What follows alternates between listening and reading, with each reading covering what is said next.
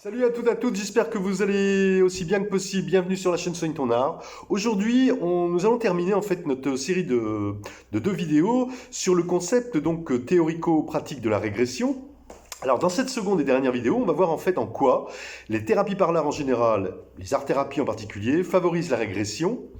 Cette fameuse régression au service du moi, on va voir ce que c'est exactement, et permettent en fait aux personnes accompagnées, par là même, on pourrait dire, de potentiellement revenir en fait, à des points de fixation et des conflits qu'elles pourront alors potentiellement corriger et transformer pour mieux se développer, pour mieux vivre d'une certaine façon. Alors au sommaire, la régression, donc au service du moi, ce dont je vous parlais.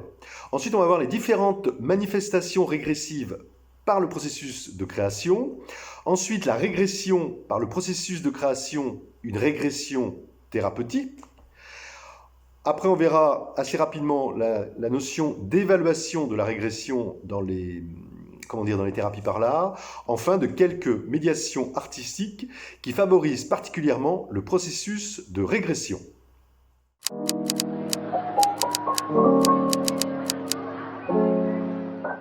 Alors, ce qu'on peut dire, c'est que lors de la première vidéo consacrée au concept même de régression, notamment dans le champ de la psychanalyse et de la psychologie, on a vu qu'à la suite des travaux de certains psychanalystes, particulièrement Ferenczi, Balint et Winnicott, les manifestations régressives pouvaient en fait être considérées comme un facteur important et nécessaire dans la conduite de certaines thérapies. Alors, dans cette seconde vidéo, comme on l'a évoqué en introduction, on va voir que les thérapies par l'art, particulièrement les art-thérapies, favorisent particulièrement en fait le processus de régression. Et que plus précisément encore, nous verrons que grâce à la médiation artistique, mais aussi au processus de création, donc l'acte de créer, les trois types de régression tels qu'analysés par Freud peuvent voir en fait le jour chez les personnes accompagnées, alors évidemment selon leur état psychologique, selon le développement de leur soi, leur self, et aussi de leurs problématiques. Donc ces trois types de régression étant, je le rappelle, la régression topique, la régression formelle et la régression temporelle. Alors par ailleurs, ce qu'on peut dire, c'est que sur un autre plan, on va voir comment, dans les thérapies par l'art, les phénomènes régressifs en fait, peuvent apparaître à deux niveaux. D'abord, sur la forme. En séance, les modes d'expression des personnes accompagnées peuvent très vite, par exemple sous l'influence du cadre ludique et créatif proposé par le thérapeute, les modes d'expression peuvent se référer très rapidement à des modes dits archaïques, voire primitifs, et antérieurs au développement. Ça, c'est sur la forme. Et sur le fond, on va voir la représentation symbolique lors du processus de création renvoie en fait à des phases primitives du développement, et notamment, particulièrement, dans la relation à l'objet primaire.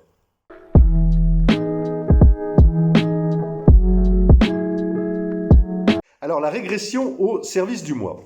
Ce qu'on peut dire, c'est que dans les thérapies par l'art en général, on va dire par les notions de plaisir, le plaisir de créer, de spontanéité aussi, de jeu, de création, permettent en fait de se redécouvrir enfant, et on peut dire de se reconnecter de facto en fait avec l'enfant en soi, ce qu'on en anglais appelle the child self. Et en fait, elles permettent donc, les thérapies par l'art, elles permettent donc d'amener en fait les personnes accompagnées à s'abandonner au plaisir de l'activité créatrice, à s'amuser, jouer, ce qui amène en fait un relâchement des fonctions de contrôle et de censure de la conscience et permet ainsi au matériel inconscient d'émerger. Or, ça, c'est précisément cela que l'on dénomme en fait la régression au service du moi, qui est donc un concept qui revient souvent dans le champ des thérapies par l'art.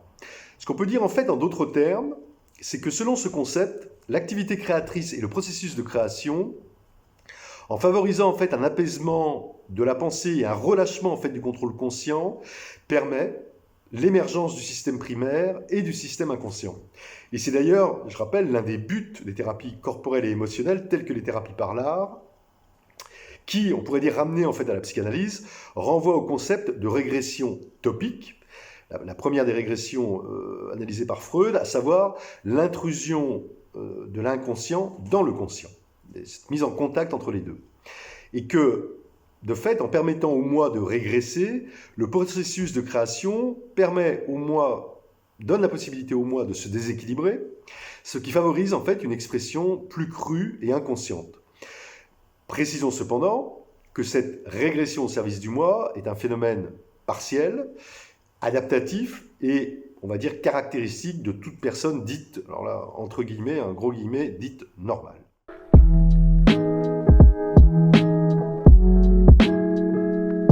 Voyons maintenant les différentes manifestations, on va dire, régressives par le processus, ou permises en fait par le processus de régression.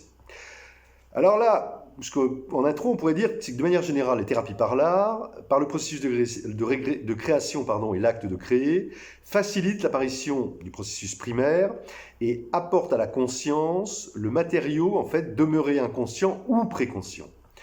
Considérant que l'inconscient se manifeste au conscient par deux voies naturelles, à savoir les rêves, mais aussi l'imagination. Alors je rappelle, l'imagination, carburant de la créativité, elle-même étant moteur du processus de création. En d'autres termes, ce qu'on peut dire, c'est que d'une certaine manière, à partir du moment où il y a processus de création, il y a forcément régression. Mais pour être plus précis encore, ce qu'on peut dire, c'est qu'en séance, selon les personnes accompagnées, les trois types de régression tels qu'analysés par Freud, ça c'est ce qu'on a abordé dans la première vidéo, peuvent voir le jour. Donc la régression topique, la régression formelle et la régression temporelle. Alors, on va voir comment, en fait, de quelle manière, en fait, elles apparaissent, comment ça se traduit en séance de thérapie par l'art. Prenons la première, la régression topique, on va dire en séance d'art-thérapie, par exemple. Mais en fait, cette régression topique, elle va se manifester par la régression, par exemple, de la pensée en images, mais aussi par la régression des processus secondaires vers des processus primaires, qui sont d'ailleurs deux phénomènes très présents en séance de thérapie par l'art. Cela peut notamment se traduire en fait par une régression nette de la pensée, qui est alors dominée par le processus primaire de l'inconscient, mais aussi par une sorte, on pourrait dire, de fragmentation et de désintégration dans les formes. On pourrait même dire une sorte d'absence d'ordre, voire même une forme un peu de chaos. Alors là, je vais me référer à Edith Kramer, artiste hongroise éducatrice, l'une des figures tutélaires notamment de l'art-thérapie. Alors selon Kramer, cette régression en fait est nécessaire, on pourrait dire à tout acte créateur, ceci en fait afin d'accéder au processus inconscient et préconscient. On retrouve cette même idée à travers l'idée de Kramer, en fait à travers les travaux de Didier Anzieux, un célèbre psychologue et psychanalyste, sur le processus de création. Et dans son ouvrage Le corps de l'œuvre, publié en 81, Anzieux, en fait, qui part du principe que les mécanismes de production, mais aussi, enfin, on va dire, de création, donc de production de la création, que ces mécanismes sont plus importants que la création elle-même. D'ailleurs, je rappelle qu'il y a un des postulats majeurs de l'art-thérapie, notamment. Anzieux estime que le processus créateur, en fait, obéit à plusieurs lois générales, dont les deux suivantes. Là, j'en ai pris que deux qui sont en rapport avec la question du processus de régression. La première loi, selon lui, est fondée sur le fait que c'est l'inconscient du créateur qui donne une vie et une singularité à une création, à une œuvre. Dans le cas présent, l'inconscient est, selon Anzieux, là je le cite, une réalité vivante, car articulée au corps, réel et imaginaire, à ses pulsions, à ses fonctions, aux représentations. Fin de citation d'Anzieux. Première loi. La seconde loi, elle est basée sur le fait, selon Anzieux, que le passage de la créativité à la création est le résultat d'une crise. C'est-à-dire qu'à l'instar du travail du rêve, le travail de la création représente une phase de crise pour l'appareil psychique. Il y a donc alors un bouleversement intérieur, une remise en question des structures acquises qui débouche sur la fabrication d'un nouvel équilibre, ce qu'Anzieux dénomme d'ailleurs le dépassement créateur. Et en fait, ce qu'il faut revoir toujours dans le travail d'Anzieux, c'est qu'à partir de ces différentes lois, de ces 5 lois, dont les 2 que je viens de citer, qui définissent le processus de création, Anzieux va identifier 5 phases du travail créateur qui mènent à la création d'une production artistique. Et parmi ces 5 phases, je vais en citer une, il y a celle qu'Anzieux définit comme l'état de saisissement ou de saisissement créateur.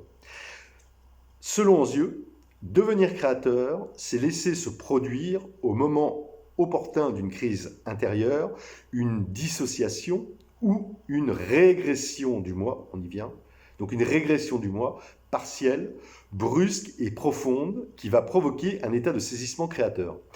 Et là, selon Anzieux, et là je le cite, le créateur entre dans un état d'illusion où une partie de lui est endormie et une autre éveillée. On peut parler, toujours selon Anzieux, d'une régression contrôlée au service du moi. Savoir que le décollage créateur, je le cite toujours, opère enfin une mise en forme. les idées rationnelles, la pensée verbale, les concepts élaborés sont abandonnés pour les images, la pensée figurative, les modes de communication primaires. Fin de la citation d'Anzieu.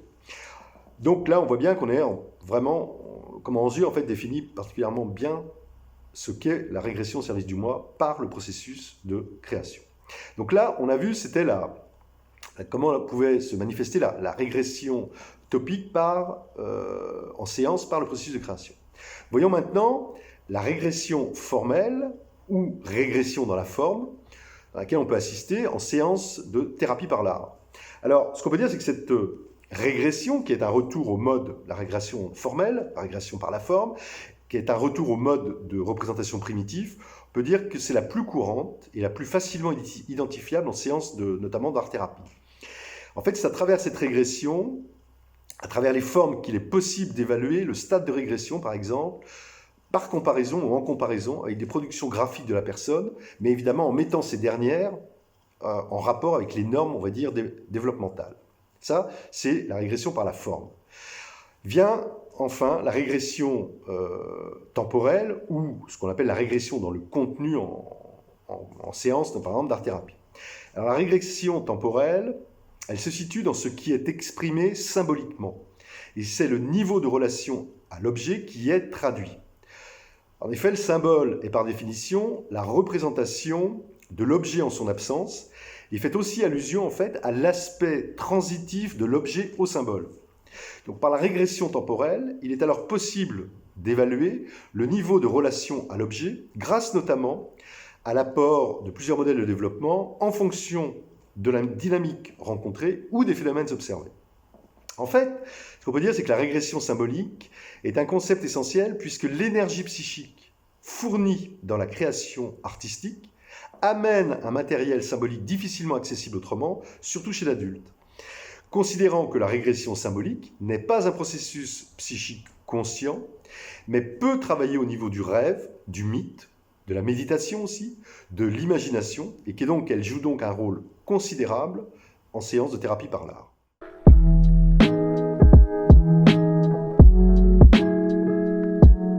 Alors, voyons maintenant la régression par le processus de création, et cette régression-là étant une régression thérapeutique.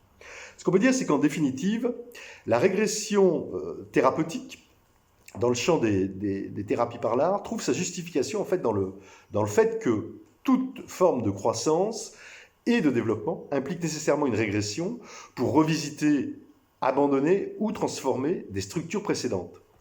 Et que la régression, en fait, en permettant de revenir à des stades du développement antérieur, permet en fait de reprendre le contrôle de ces derniers pour les transformer. Et en séance d'art-thérapie, on va prendre par exemple la médiation peinture, cela peut passer par des périodes on va dire, de peinture-barbouillage, qui permettent alors de revisiter des conflits archaïques, d'en reprendre potentiellement le contrôle et de les abandonner et de les détruire. Sur un autre plan de la régression, les thérapies par l'art, grâce aux médiations artistiques et encore une fois au processus de création, donnent en fait l'opportunité de lâcher prise et de s'exprimer pleinement à travers l'expression de la créativité.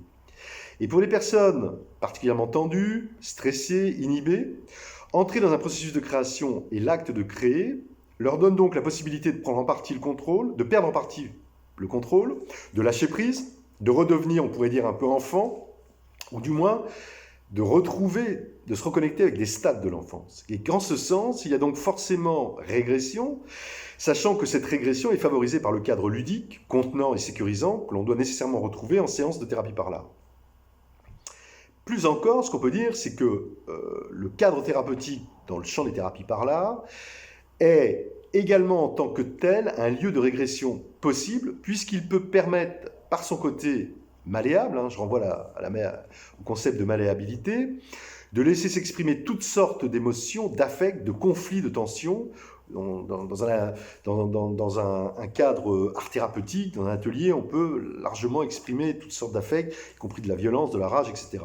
Et que la régression peut donc prendre une forme d'expression extrêmement primitive, ce qui va s'avérer bénéfique pour les personnes accompagnées, car cela va en plus les libérer de leur tension.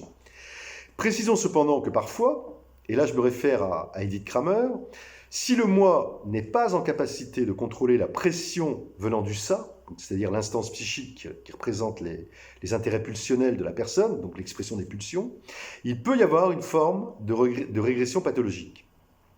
Et Kramer précisera que selon elle, l'expression créatrice artistique peut particulièrement entraîner ce type de régression. D'où aussi l'idée, par rapport à certaines pathologies, d'être extrêmement prudent. Pour autant, il apparaît nécessaire de relativiser ce point, parce qu'en effet, le processus créatif ne crée pas forcément une ouverture chaotique, source de régression. On peut même dire que pour certaines personnes, le processus de création va même plutôt passer par un contrôle de soi, ou alors on pourrait dire une organisation des perceptions, des sensations, des émotions aussi, et qu'en conséquence, pour reprendre la théorie de Marion Milner, artiste et psychanalyste anglaise, là je vous renvoie à la vidéo qu'on a faite à son sujet, il est important de ne pas contrôler les actions du patient, mais bien plutôt de contrôler, et ça c'est quelque chose que soulignera également Winnicott, les conditions dans lesquelles va se faire la création, afin que les personnes accompagnées se sentent suffisamment en sécurité pour régresser.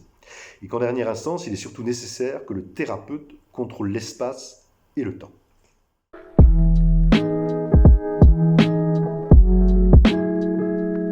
Alors, voyons maintenant l'évaluation de la régression. En fait, l'expression créatrice, par exemple la création picturale, alors dessin, peinture, peut permettre en fait en partie de définir le niveau développemental ou régressif. Il y a même des modèles de développement qui ont été développés. Je pense notamment à des modèles développés par Victor Lowenfeld, c'est un professeur d'éducation artistique autrichien exilé aux États-Unis dans les années 50. Alors bien évidemment, il est nécessaire pour évaluer la régression d'avoir un aperçu des productions passées et présentes de la personne accompagnée, du patient, afin de pouvoir les comparer. Ce qu'on peut dire, c'est que dans le cas de personnes ayant eu, par exemple, un vécu traumatique dans l'enfance, par le processus de régression, il est potentiellement possible de détecter, à travers les dessins, les peintures, à quel stade du développement ce trauma a eu lieu. Et qu'en ce sens, l'approche développementale, dans le champ des thérapies par l'art, peut être très intéressante et importante, car elle permet en fait d'évaluer le niveau de régression, on va dire, ou le point de fixation, particulièrement chez la personne adulte régressée, dont l'imagerie en fait va s'apparenter à des niveaux de développement plus primitifs. En fait, ce qu'on peut dire, c'est qu'un patient ou une patiente psychotraumatisée va, dans son processus de création et à travers sa création, refléter une régression en lien direct en fait avec les conflits non résolus d'une phase de développement. Et que c'est en régressant à travers son processus de création qu'elle pourra ensuite potentiellement les corriger, les transformer. Par ailleurs, ce qu'on peut dire, c'est que le processus de régression et l'expression artistique vont jouer un rôle très important, en fait, dans l'évaluation du conflit et du symbolisme associé au point de fixation, justement. Et que cette évaluation permet ainsi au thérapeute de pouvoir saisir et comprendre particulièrement les besoins du patient, et donc, en fait, de mettre en place une méthode et des dispositifs thérapeutiques adaptés. Alors, ce qu'on peut rajouter sur cette question de l'évaluation de la régression, notamment en tant qu'art thérapeute, Edith Kramer, encore elle, proposait des méthodes d'évaluation aux enfants qu'elle accompagnait. Et en fait, lors des premières séances, elle laissait les enfants explorer à leur façon différentes médiations artistiques, ceci en fait dans le but d'évaluer leur moi. Et selon elle, cette méthode lui permettait de percevoir les points forts, les points faibles ou sensibles, les dangers spécifiques aussi, relatifs à ces points, et les modes régressifs qui y étaient associés. À titre d'exemple, Kramer considérait que l'observation d'une régression dans le dessin ou la peinture, à savoir, on pourrait dire un retour à un niveau d'expression graphique déjà acquis ou dépassé, pouvait s'avérer être un indice d'instabilité, par exemple, dans l'environnement présent de l'enfant.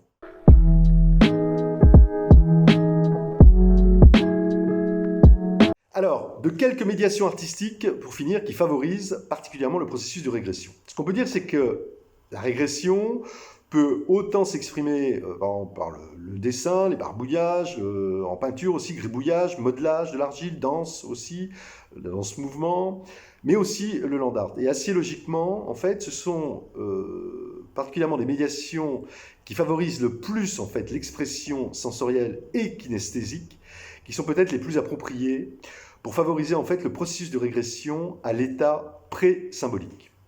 Alors évidemment, ça me semble assez logique, l'une des meilleures médiations est incontestablement le modelage d'argile, parce que d'abord par son apparence, sa texture, son odeur, l'argile est un matériau archaïque par excellence, même par essence surtout, et qui renvoie en fait inconsciemment aux origines.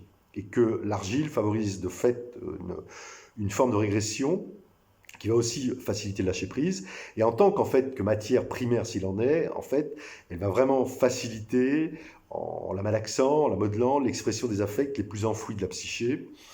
Ainsi, on pourrait dire que l'émergence d'émotions qui peuvent être extrêmement refoulées. Précisons cependant que le modelage d'argile, s'il peut favoriser la régression, peut aussi faciliter la construction. Et on dit d'ailleurs que l'argile est un médium régressif par excellence, qui possède également des qualités constructives. Le dessin et la peinture sont aussi intéressants pour favoriser les processus de régression à partir du moment où les personnes accompagnées arrivent à se laisser aller et surtout guider en fait à se laisser guider par leur propre ressenti émotionnel.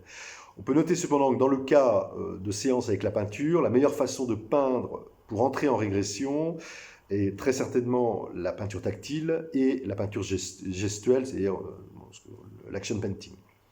Mais ce qu'on peut dire, c'est que c'est certainement incontestablement les médiations artistiques en lien avec la nature qui permettent peut-être de régresser le plus facilement.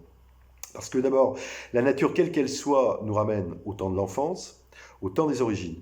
Et que, par tous les éléments qui la composent, qu'on va trouver dans la nature, tous les éléments naturels, qui sont, je rappelle, vraiment des objets transitionnels en tant que tels, par leur matière, leur texture, leur odeur, leur forme, leur couleur, vont réveiller les sens, donner envie de jouer, de créer, mais aussi de créer donc, et donc de s'exprimer de manière authentique. Et que on peut dire que la nature favorise naturellement un vrai processus de régression. Le sable, l'eau, la terre, les cailloux, les galets, les arbres, les feuilles, la mousse aussi. En fait, tous les éléments naturels qui composent la nature permettent de renouer avec des instincts refoulés, de réveiller les choses enfouies en nous et de donner ainsi la possibilité de vivre un retour vers soi. Par ailleurs, ce qui est intéressant, c'est que dans la nature, le corps devient un corps sensation et aussi un corps émotion, et qui va réagir immédiatement, ou du moins très très facilement, aux stimuli sensoriels et émotionnels, ce qui va permettre de créer spontanément, par des gestes simples, comme en fait nous le faisions en l'occurrence, au temps de l'enfance, c'est-à-dire un processus de création sans artifice, simple, humble, authentique, etc. Et que parmi les différentes médiations artistiques dans la nature, évidemment, il y a le land art, qui consiste donc à créer sur un site naturel avec les composants trouvés sur place. Mais il y a aussi d'autres médiations qui peuvent être très intéressantes, très opérantes, pour faciliter la régression. Je pense notamment à la danse, la danse-expression, car on peut dire grâce à l'action majeure de la nature sur les processus sensoriels et émotionnels, le corps va assez rapidement entamer, on va dire, un dialogue avec l'environnement dans lequel on va se trouver, qui va déboucher, là encore une fois, sur une expression corporelle simple, dénuée de tout artifice et surtout extrêmement vivante. Là, je renvoie à la danse-mouvement, notamment conceptualisée par Anna Alprin, célèbre danseuse et chorégraphe américaine. Là, je renvoie à la vidéo qu'on lui a consacrée, dont l'un des postulats majeurs est de considérer que la danse, par ses origines ancestrales, et lorsqu'elle est basée sur les gestes les plus banals, tels que courir, ramper, manger par exemple, permet de revenir aux stades les plus précoces. Et qu'une danse libérée, sans narration, sans rôle, sans expressivité forcée, qui plus est en interaction avec l'environnement naturel, donne vraiment la possibilité de régresser et d'aller vers son moi profond. On peut, outre la danse-mouvement, il y a aussi d'autres danses. Je pense notamment à la danse Buto, cette danse d'origine japonaise qui est née après la Seconde Guerre mondiale, qui est une danse performance. On fera une vidéo sur le Buto, qui présente par ailleurs cette particularité d'être une danse sans convention et sans code. On parle d'ailleurs du Buto de la nature, parce que c'est une danse qui est vraiment en lien étroit par ses racines shinto avec la nature, et que dans ce cadre, lorsqu'on danse, l'idée c'est vraiment de vivre l'osmose complète avec les éléments naturels. Et dans ce cadre, en fait, le corps va devenir vraiment le médium du milieu, c'est-à-dire qu'il peut être corps animal, corps végétal, corps minéral, et qui permet vraiment l'expression des profondeurs de l'inconscient, qui permet donc de régresser très facilement. En fait, en définitive, ce qu'on peut dire, pour finir cette seconde vidéo, cette petite série sur le processus de régression, c'est qu'en fait, en séance de thérapie par l'art, selon les médiations et les dispositifs proposés par le thérapeute, les personnes accompagnées vont pouvoir plus ou moins entrer dans un processus de régression, considérant que la notion de régression est en lien étroit avec la notion de l'archaïque. Et que selon les problématiques et les pathologies des personnes accompagnées, il revient en fait au thérapeute de créer ou pas les conditions de cette régression par les médiations proposées, les médiums et évidemment les dispositifs. Ce qu'on peut dire, c'est qu'à titre d'exemple, dans le cas de personnes psychotraumatisées, victimes d'un état de stress post-traumatique après de nombreuses années qui ont suivi le trauma en question, la régression thérapeutique est fondamentale. Plus largement, lorsque les personnes accompagnées sont impuissantes à trouver les mots pour traduire des périodes de leur vie qui ont été éprouvées d'une manière très, très fortement émotionnelle ou violemment émotionnelle même, ce que Michael Balint appelle le défaut fondamental, alors l'expression créatrice, le processus de création et l'acte de créer doivent être utilisés pour permettre de revenir à ces périodes, de pouvoir les revisiter, considérant que seule l'expression créatrice, on va dire par son langage non conventionnel, en a le pouvoir. Voilà.